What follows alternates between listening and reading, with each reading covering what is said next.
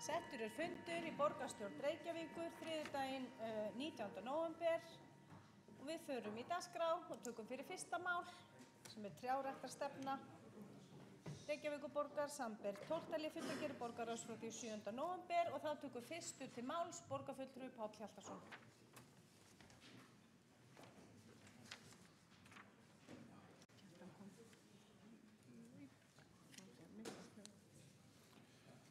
Háttvirtur forseti, góðir borgarfulltrúar og áhorfendur nær og fjær.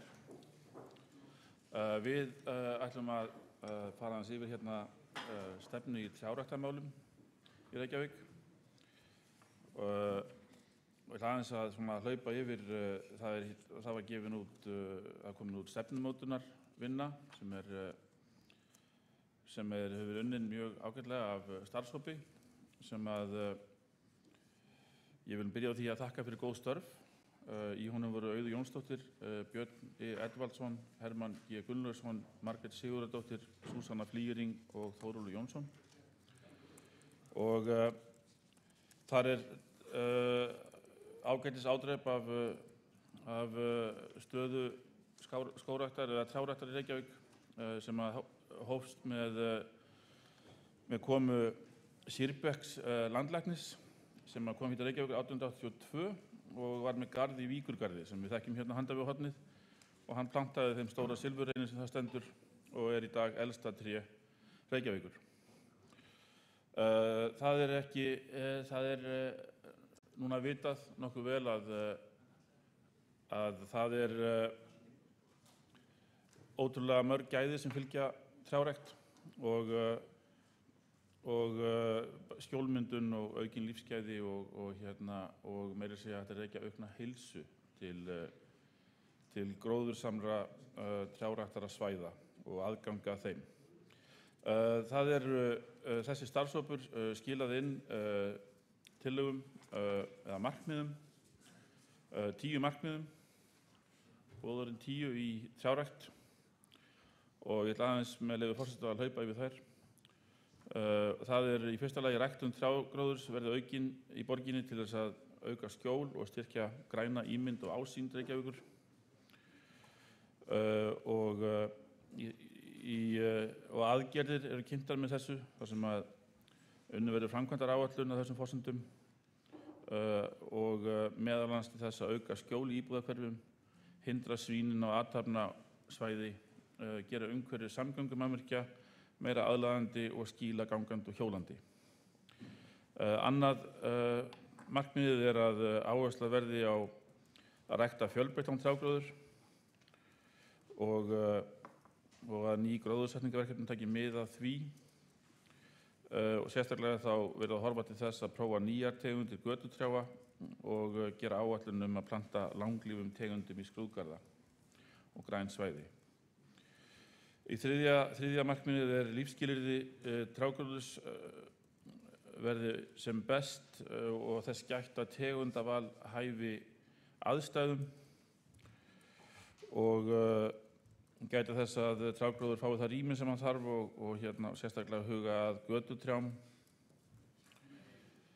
og það verði gert úttekt á ástandi götutrjáa og það hefur að einhverju leyti farið fram og sýnir að ástand þeirra mjög lélegt.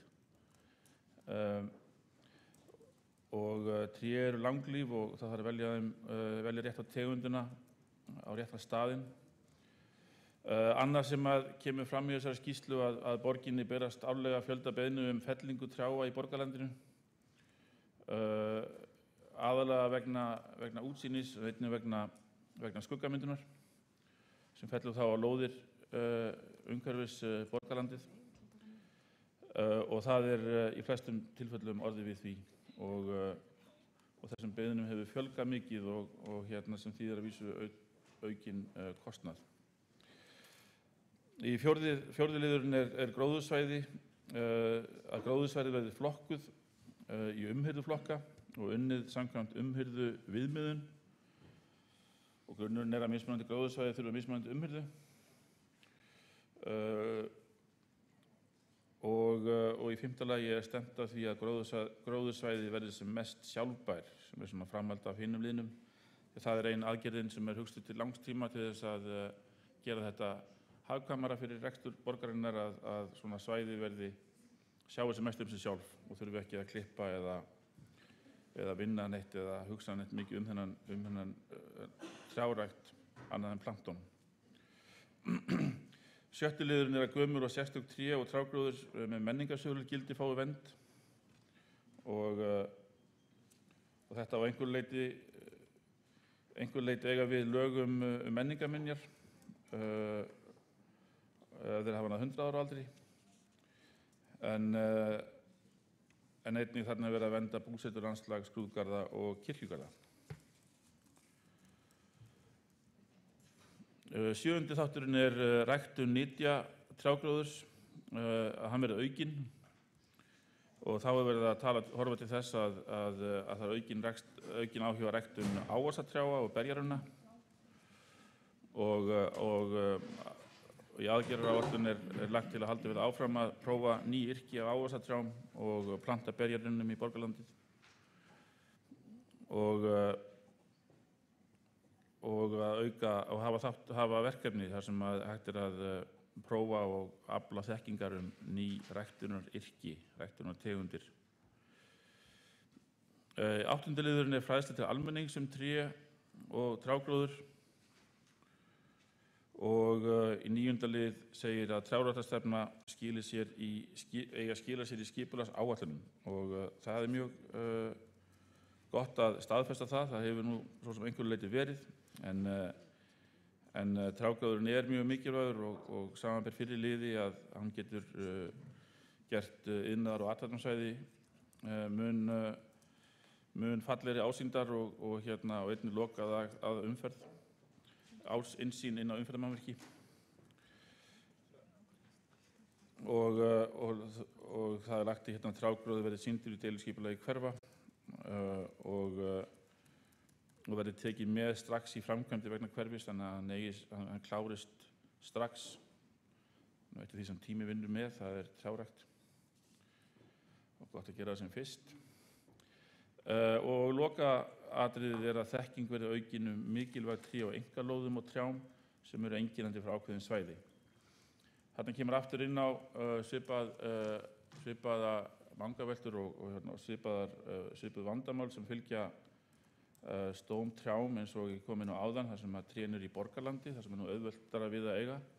En það erfiðara við að eiga þegar einkaaðilar óska eftir að fella tré eða tré verði felld í görðum nágranna sinna og öllu falli þurfa einkaaðilar að fá leyfi frá byggingarfulltrúa til þess að fella tré sem annaðhvort orðin 8 metra há eða eldri en 60 ára. Og það alltaf að fjölga óskum það. 50 trjáfellingarbeiðnir koma árlega inn á embættið. Sérstaklega það aspir og grenitré sem orðin mjög hávaxin og allt of hávaxin. En það erfiðara við að eiga þegar óskað eftir leyfi til þess að fella tré sem á einkalóðum annarra og borgin getur lítið gert í því og nema bara óskað eftir að nágrannar sýni hverjum öðrum skilning hvað það varðar sem annað. Það hlutverk trjáa í umhverfi okkar margþætt þó við tökum varla eftir því og svona í stóra samhenginu þá skógar að viðhalda miklu af súrefnisforða andrúmsloftsins. Þeir stuðla einnig að vatnsmiðlun, jarðvegsvernd, skjólmyndun og annarri temprun náttúruferla sem að gera jörðina lífvænlega. Og í stefnu borgarinnar lögð áhersla í aðalskipulagi og gróðursetja tré og runna sem að bera blóm og þroskaber og bent á að ræktun ávaxtatrjáa og berjarunna mun aukast í framtíðinni og það mun hafa jákvæðar afleiðingar að mörgu leyti. Það mun stuðla að stóraukinni fjölbreytni dýralífi, fugla og skordýra sem mun auðga borgarlandið og auðga upplifun borgarbúa. Svo segir í kafla trjárækt í aðalskipulagi Reykjavíkur sem núna á lokametrum þess að vera samþykkt tillögu að nýju aðalskipulagi Reykjavíkur. Stefnan grænu borgina á að stuðla að aukinni trjárækt innan lögsögu borgarinnar, en trjárækt í görðum hefur haft mikil áhrif á ásýnd borgarinnar og veðurfar í einkagörðum og íbúðahverfum. Íbúar borgarinnar eru því einn angi af borgarskógrækt eða trjárækt á einkasvæðum. Það er eitt af markmiðum borgaryfirvalda að hvetja einstaklinga áfram til að rækta garða sína og hafa þannig jákvæð áhrif á nærumhverfi sitt. Jafnframt er lögð áhersla á að setja ákvæði og kröfur í deiliskipulags og byggingarskilmálum að samhliða aðaluppdrætti byggingarnefndateikninga verði lagður inn séruppdráttur fyrir skipulag lóða. Með því er ýtt undir aukna trjárækt á einkalandi innan borgarinnar.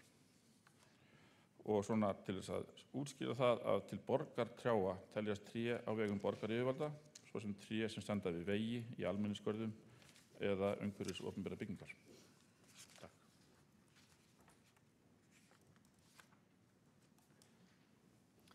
Þá hefur borgarfulltrúi Páll Hjaltason lokið máli sínu og þá er næstur á mælendaskrá borgarfulltrúi Júlíus Vífill Ingvarsson.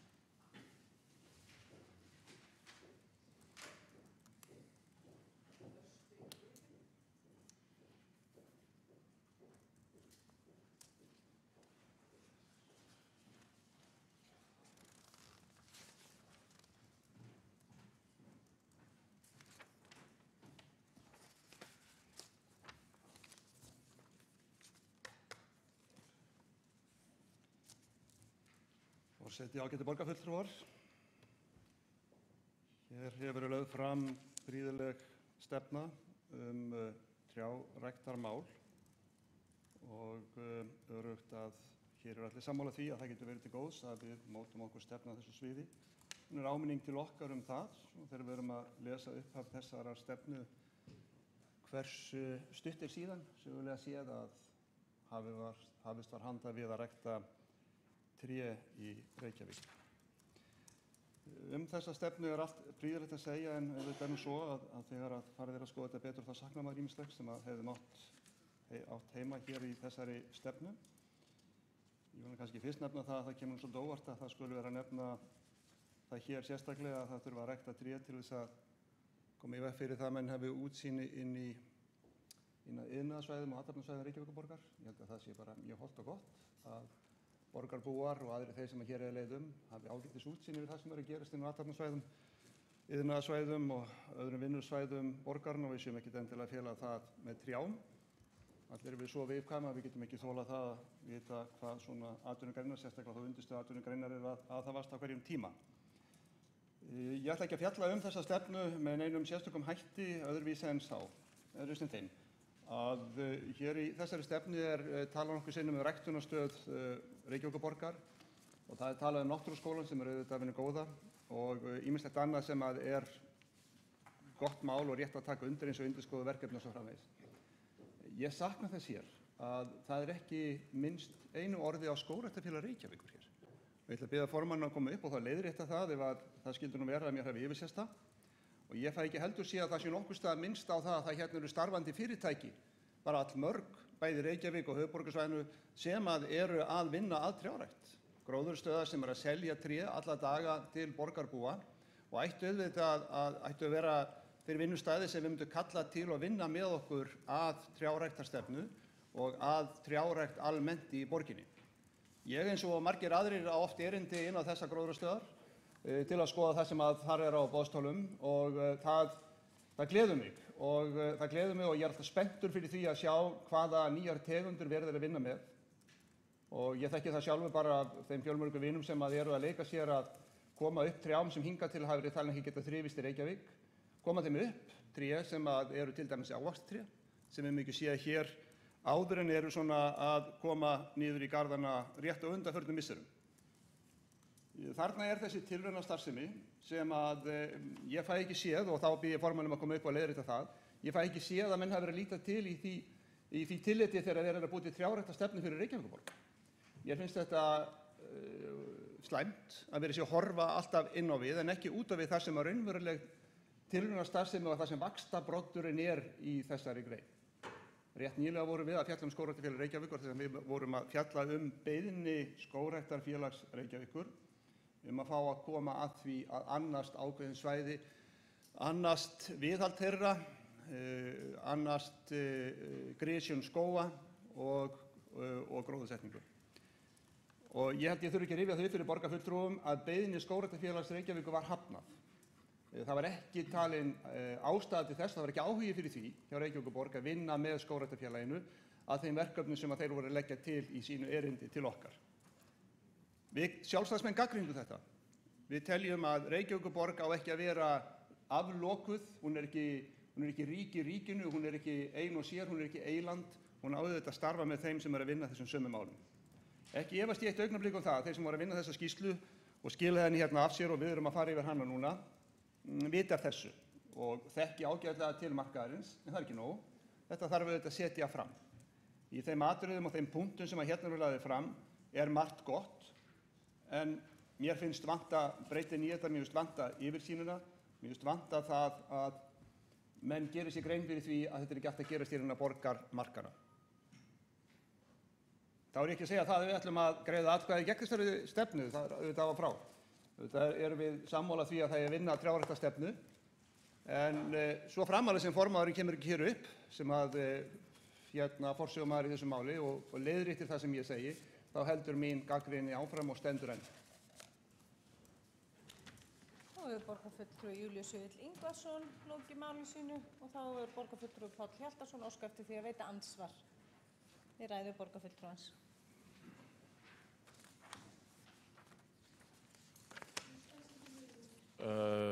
Háttvirtur forseti, góðir borgarfulltrúar og áhorfendur. Ég er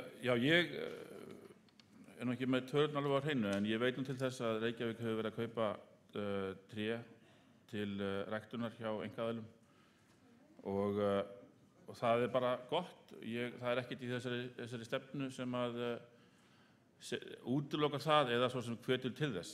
Hún er svona markmið, yfirlýsing svona hvernig nálgunin eigi að vera. Mér finnst persónulega bara fínt mál og að borgin haldi áfram að gera það sem hún hefur verið að gera, að rækta eitthvað sjálf og kaupa síðan af gróðrarstöðum það sem upp á vantar og alveg örugglega hægt að tryggja meiri fjölbreytni og gera meiri rannsóknir og gera meiri og komast fyrr að niðurstöðum það hvaða tré virka með því að hafa sem víðtæka samráð. Varðandi umræðan Skógræktarfélag Reykjavíkur, þá vil ég nú benda á það að Skógræktarfélag Reykjavíkur var í mjög miklu samráði við borgina stefnu í borgarskógum sem er einn af köflunum í aðalskipulagi og vann sjálft mjög viðamiklu og góða skýrslu það mál sem að tekur á bæði með kortagrunnum og í góðu og löngu máli hvernig best er að vinna það og auðvitað er trjáræktarstefna svona einhvers konar, það er ekki hægt að horfa það algjörlega sjálfstætt frá borgarskógastefnu. Það er bara svona, hvernig verður þyrping af trjám að skógi, einhvers staðar eru mörkin og auðvitað eru skógurum búin til út trjám. Þannig að ég veit nú til þess líka að Skógrækt Reykjavíkur er í mjög miklu samstarfi við Reykjavíkurborg hirðu skóga og sé ekki heldur að það verði breyting á því. Þá hefur borgarfulltrúi Páll Hjaltason lokið við það að veita andsvar. Þá svarar andsvari borgarfulltrúi Júlíus Vífill Ingvarsson.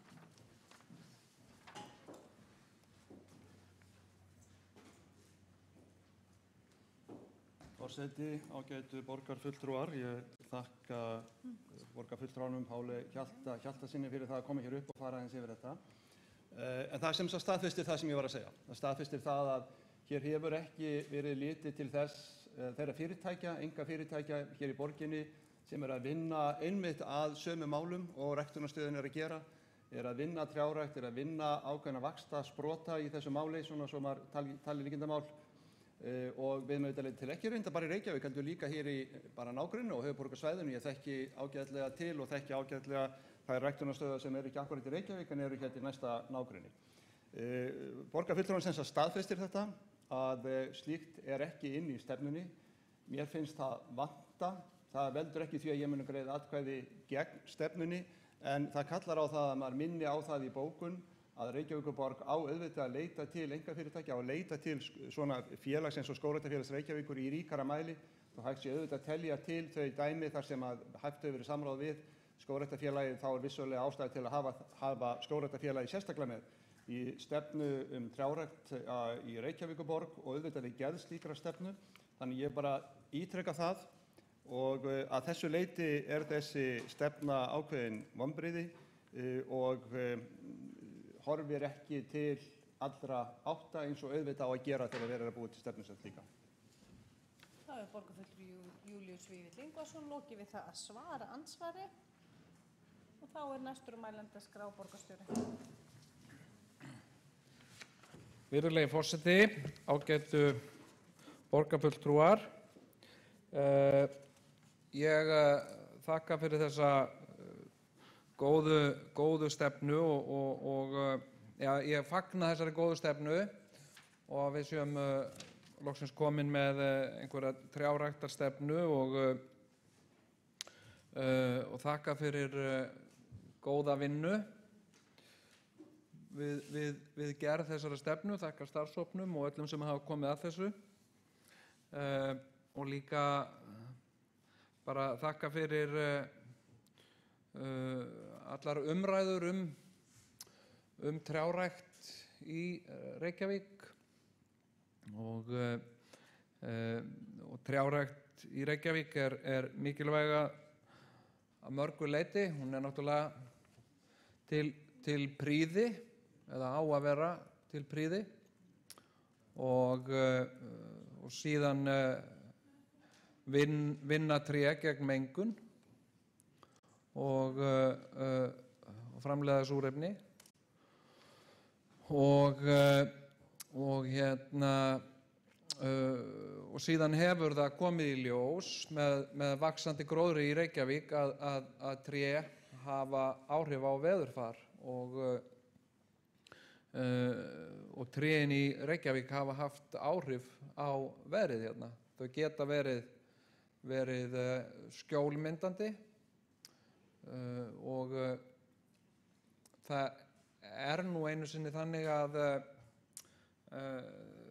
það tekur gjarnan svolítið langan tíma að rækta upp tré, eða sumum tilfellum jafnvel endalausan tíma og mörg tré geta orðið töluvert eldri en sá sem gróðursettu þau. Þannig að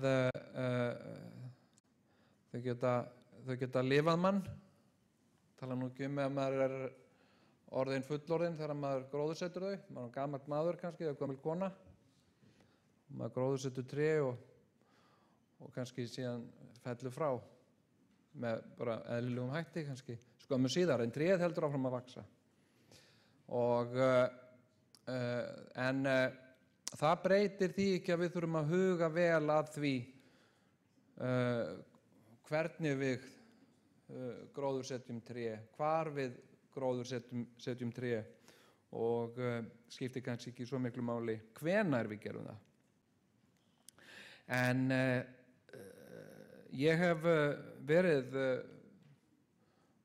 eins og fram hefur komið hér í borgarstjórn, mikill áhugamaður trjárækt og talsmaður þess að borgin setji sér upp einhvers konar stefnumótun, einhvers konar trjáræktarstefnu og við höfum átt hér andríkar og efnismiklar umræður tré hér í borgarstjórn og þar hefur nú til dæmis, og það hefur nú kannski umræðan hefur gjarnan snúist hér allavegana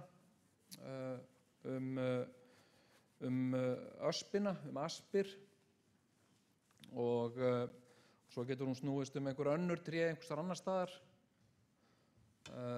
Á Þingvöllum þá snýst hún grenitré Það eru heitar umræður grenitré, hvort að grenitré eigi að vera í þjóðgarðinum eða hvort þau eigi ekki að vera þar.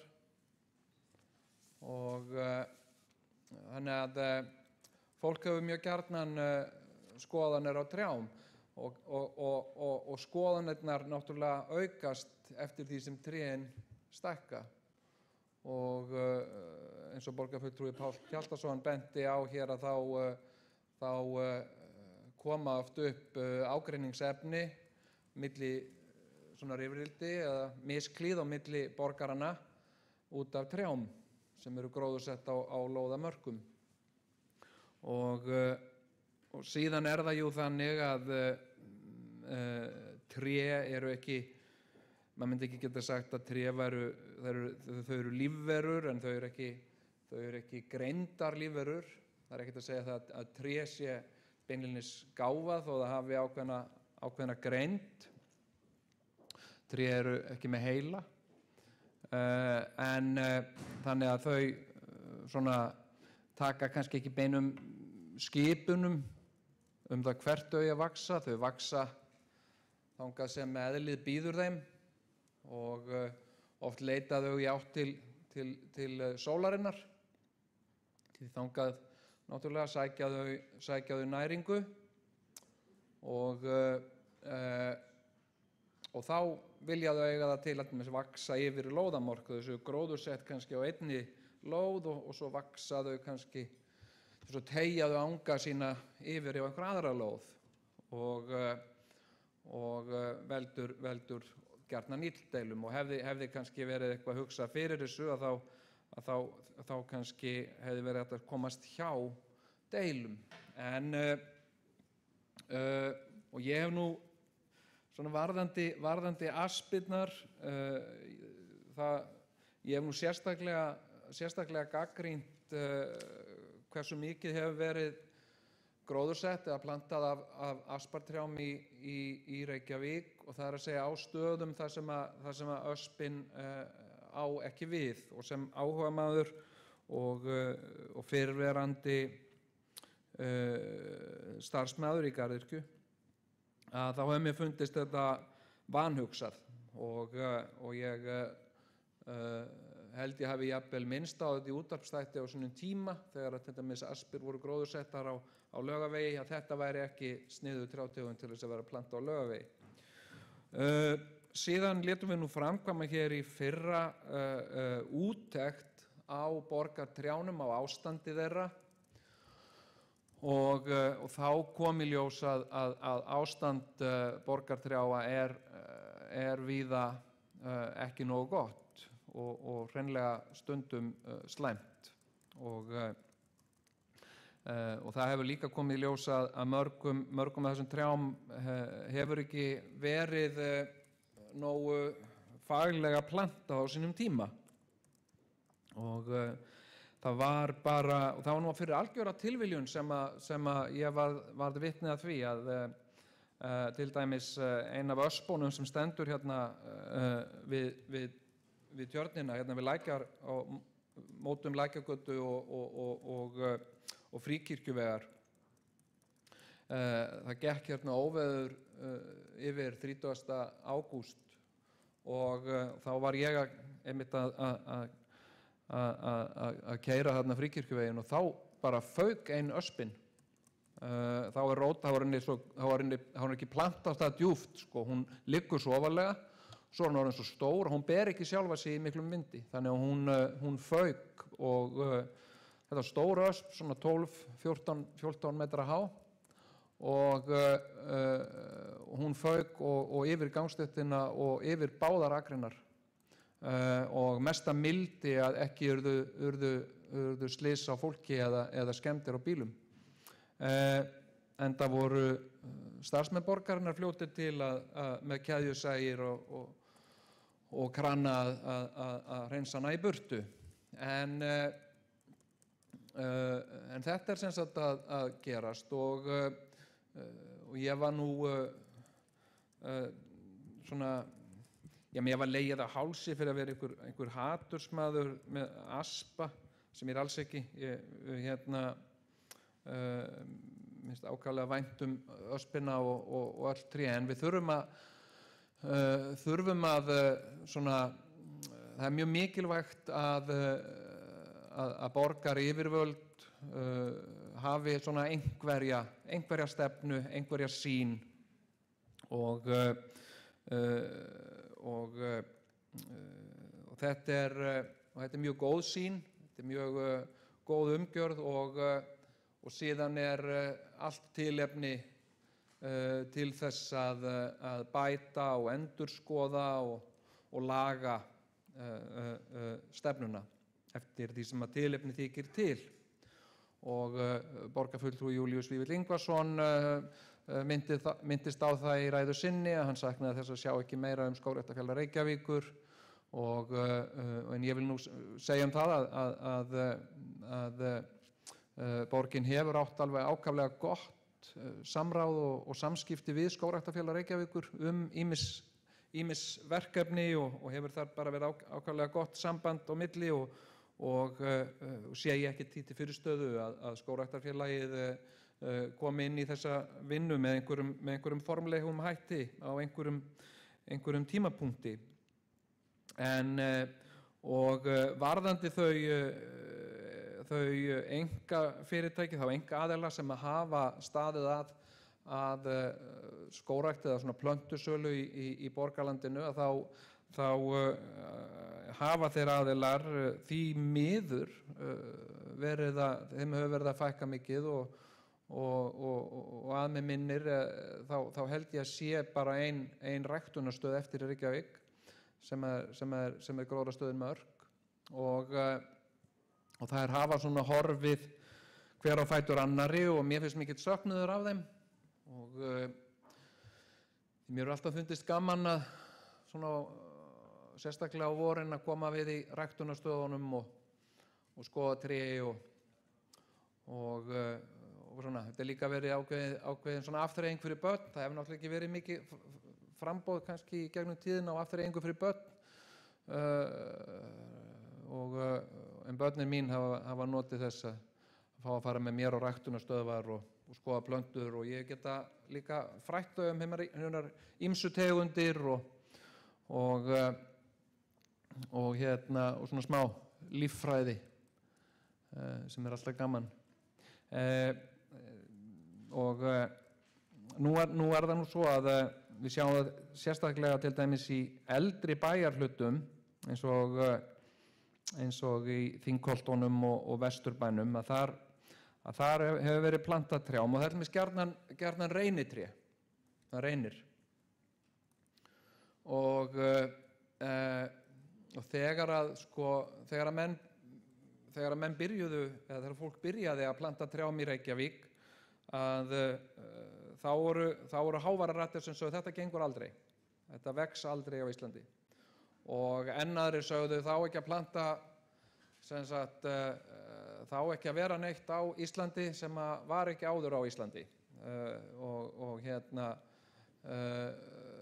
man ekki hvað þetta er kallað ágengar erlendar lífverur.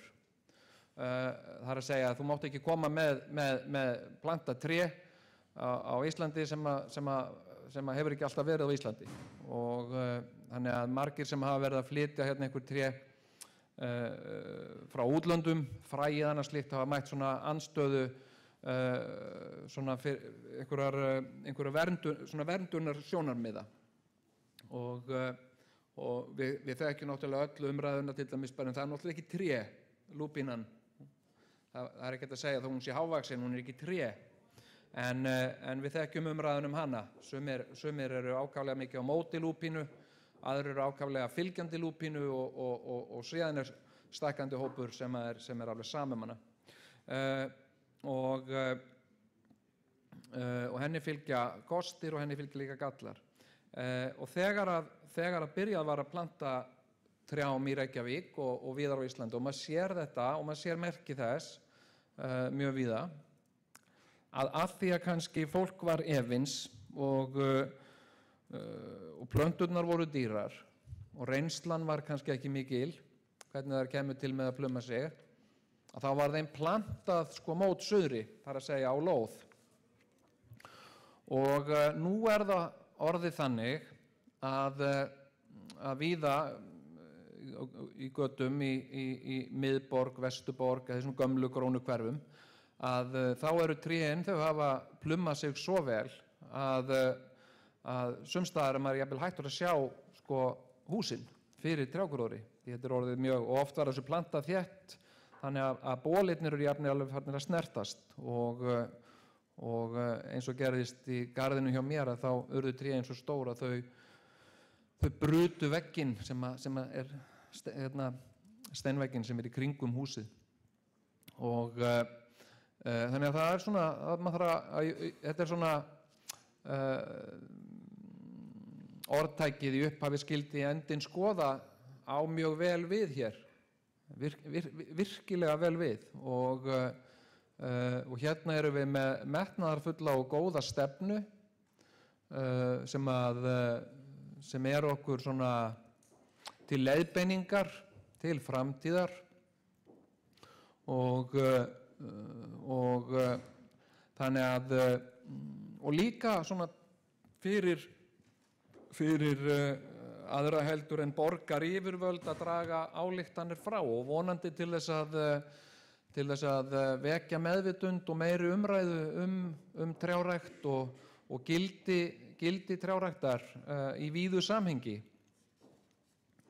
Þannig að ég fagna þessu og það eru alltaf fleiri og fleiri trjátegundir sem að þrífast á Íslandi og það nú helst kannski tengt loftslagsbreytingum sem eru neikvæðar að flestu leyti en loftslagsbreytingum þakkað það hversu margar tegundir af gróðri vaxa á Íslandi sem áttu þess ekki kost áður út af því að hér var svo kalt. Og síðan alltaf verið að rækta upp með vísindunum, þá verið að rækta upp nýjar og harðgerðari tegundir og það jafnvel sko með líftækni hægt að gera ótrúlegustu hluti með tré. Og við þekkjum öll eitt ástsælasta tré í Reykjavík sem pálmatréð í Perlunni. Og ég held að mér minnir að ég held að það sé ekki gervitré, ég held að það sé uppstoppað. Ég held að það sé alvöru pálmatré sem hefur verið unnið með sérstökum efnum þannig að það uppstoppað. Það bara alltaf svona eins og það hálfdautt og hálflifandi, eða eitthvað mitt á milli, svona zombietré. Það er lifandi en dautt. Og þetta nú eitt ástsælasta tré í Reykjavík og ég held að sé ekkert útilokað að við eigum eftir að sjá fleiri pálmatré í Reykjavík ef svo fer sem horfir með loftslagsbreytingar í heiminum og hlýnun jarðar að það getur verið ótrúlegustu trjátegundir sem getur hugsanlega lifað hér. Ég ætla nú ekki að hafa þetta mikið lengra að sinni. Mér finnst þetta, ég vil taka það fram, mér finnst þetta óskaplega áhugaverð og skemmtileg umræða og þörf og ég hvet fólk sem að setja niður tré eða hyggst, það nú kannski enginn að setja niður tré núna, þetta var kannski vanhugsað hjá mér og en það að líða aðventu og kannski fáir það nú byrja frost í jörðu, en þó eru hugsanlega einhverjir að setja niður tré. En ég bið fólk ég hvet fólk til þess að gróðursetja tré, sérstaklega á nýjum lóðum, að gróðursetja þau norðan megin. Því það mun seinna skila sér í vörn fyrir norðaustanáttinni og hörðum vindum en gera ekki mistökin sem að forfeður okkar gerðu að planta öllu mót suðri því það skapar síðan skugga á garðinn og þegar skuggi kominn þá kemur mosinn og og það finnst mörgum leiðinlegt og ég veit ekki af hverju, en mörgum finnst það bara leiðinlegt. En svona er fólk hefur misjafnar skoðanir, fólk er illa við að hafa mosann í garðinum hjá sér, en síðan þegar það kemur út fyrir bæinn þá finnst því ofsalega vænt mosann og vill sjá mikið af mosanum og sjálfur hef ég enga persónulega skoðun á mosa og enda er hann ekki til umræðu hér. En ég bara þakka fyrir góða stefnu, góða vinnu og hlakka til að heyra skemmtilegar umræður. Takk fyrir. Þá hefur borgarstjóri lokið máli sínu og þá ekki fleiri hvatt sér hljóðs undir þessum dagskrárlið og við berum hann upp. Forseti vill biðja borgarfulltrúa að ganga inn í sal borgarstjórnar.